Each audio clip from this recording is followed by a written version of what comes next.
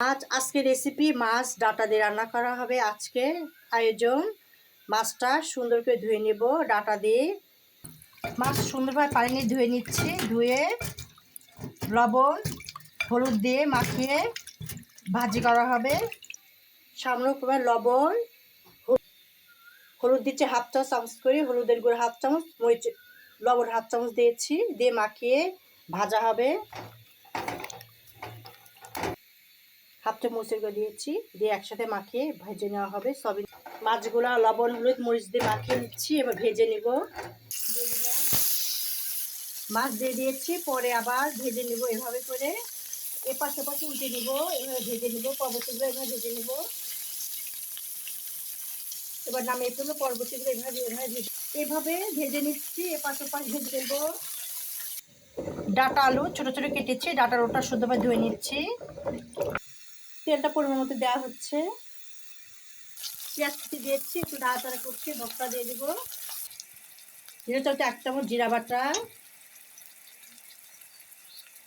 জিরা আদা 1 চামচ, রসুন 1 চামচ, পেঁয়াজ 1 চামচ, 1 চামচ মরিচের গুঁড়া, জিরার ধনের গুঁড়া 1 চামচ, 1 চামচ 1 চামচ লবণ পরিমাণ মতো দিয়ে দিচ্ছি।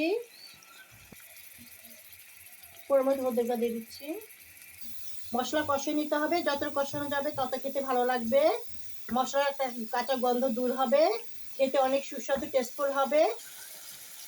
ডাঁটা আলু দিয়ে দিচ্ছি, একসাথে কষিয়ে নিয়ে মশলার সাথে, খেতে আরও ভালো লাগবে। মশলার সাথে আলু আর ডাঁটা কষানো হচ্ছে। আলু সিদ্ধ হয়ে গেছে। টমেটো দিয়ে দিচ্ছি, কাঁচামরিচ ধনেপাতা দিয়ে দিব, কাঁচামরিচ ধনেপাতা, মাছ দিয়ে দিব।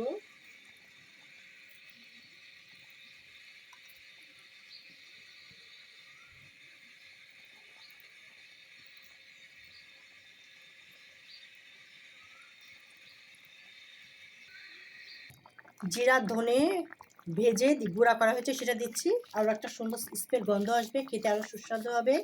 রেসিপিটা কমপ্লিট হয়ে গেছে আলহামদুলিল্লাহ।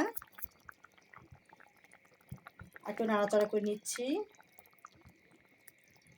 রেসিপিটা ভালো লাগলে যারা ফেসবুকে দেখছেন তারা ফলো দেবেন, যারা ইউটিউবে দেখছেন সাবস্ক্রাইব করে বেল বাটন অন করবেন, পারবেন নোটিফিকেশন ভিডিওর জন্য। আমাদের রেসিপিগুলা আজকে আয়োজনগুলো দেখতে পারেন, লাইক কমেন্ট করতে পারেন। আপনাদের কাছে আন্তরিক শুভেচ্ছা ভালোবাসা রইল। আল্লাহ হাফেজ।